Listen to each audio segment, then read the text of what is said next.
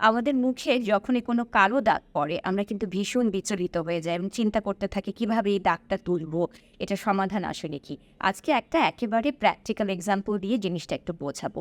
আমার ফেস দেখতে পাচ্ছেন, আমি যদি স্কার্ফটা আরও সরাই পুরো এই জায়গাটা জুড়ে জুলাই মাসে আমার খুব বাজে একটা ভাইরাল ইনফেকশন হয় যেটার নাম হচ্ছে হার্পিস জস্টার, এবং এটা আমার এই ডার্মাটোমাল এরিয়া, আমার চোখের একটা অংশ পর্যন্ত খুব বাজেভাবে এফেক্ট করে। এবং এখন যে পিগমেন্টেশনটা আপনারা দেখতে পাচ্ছেন এটা খুবই আমার কাছে মনে হয় একটু ডিপার কম্পোনেন্টও আছে। তো এরকম একটা দাগ যখন আমাদের মুখে পড়ে খুবই স্বাভাবিক যে এটা আমাদেরকে ঘাবড়ায় ফেলবেই। এই ধরনের দাগের ক্ষেত্রে আমরা কিভাবে সমাধানটা করি? সেরামগুলো ভীষণ ভালো কাজ করে। আমি ভেঙে ভেঙে কয়েকটা কথা বলি। প্রথম কথা, আমাদের স্কিনের কিন্তু একটা রিজেনারেটিভ ক্যাপাসিটি আছে। প্রতি মাসে সাপের খোলসের মতো এমনি একটা আবরণ উপর থেকে চলে যায়। তাতে কি হয়, অনেক পুরানো দাগ এমনি সময়ের সাথে সাথে আস্তে আস্তে হালকা হয়ে যায়। এখন যখন এরকম একটা দাগ পড়ছে তখন কি প্রয়োজন, সেটা হচ্ছে এটাকে ত্বরান্বিত করা যায় কিনা কোনোভাবে। সেই কাজটা আমরা আসলে কিভাবে করি, তখন আমরা আমাদের স্কিন কেয়ার রুটিনটা আগে ফিক্স করতে হবে। ফেস ওয়াশ, ময়শ্চারাইজার, সানব্লক, এটা আমরা সবাই জানি, আমাদের ফাউন্ডেশন রাখতেই হবে। ময়শ্চারাইজেশন আমাদের এই লেয়ার অফের ক্ষেত্রেও কিন্তু এবং স্কিনটাকে ফাউন্ডেশনটা ঠিক করতে অনেক কাজে দিবে, এবং সানব্লক তো মাস্ট। এখন কি কি সেরাম আসতে পারে?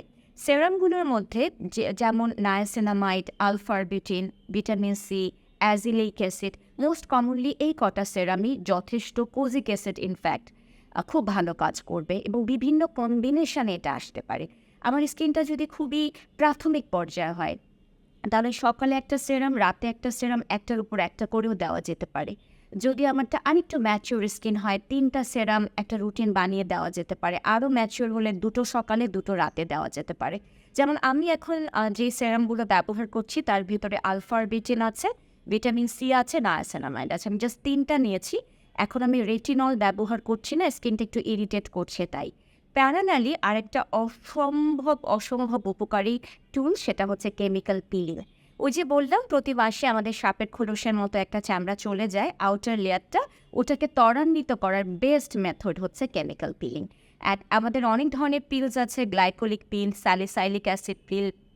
আমাদের ত্বকের ধরন বুঝে জাস্ট 5 মিনিটের জন্য বা আমার স্কিনে আমরা এটাকে অ্যাপ্লাই করি, এবং এটা অবশ্যই অভিজ্ঞ ডাক্তারের হাতেই হতে হয়। এটা প্রতি মাসে আমরা যদি একটা করে, আমার মনে হচ্ছে 4টার মতো লেগে যাবে। আমি অ্যান্ড ডেফিনেটলি এভাবে করে আপনারা আমাকে ভিডিও করতে দেখবেন, সো আপনারাও নিজেরাও বুঝতে পারবেন যে আসলে এটা কতদিন সময় লাগছে। আর আজকের এই ভিডিওটা একটা উদ্দেশ্য হলো আপনাদের কাছে বলা যে কিভাবে আসলে পিগমেন্টেশনের এই জার্নিটাতে আমরা যে কোনো পিগমেন্টেশন সারাতে পারি। কিন্তু এর পাশাপাশি আরেকটা কারণে ভিডিওটা করলাম।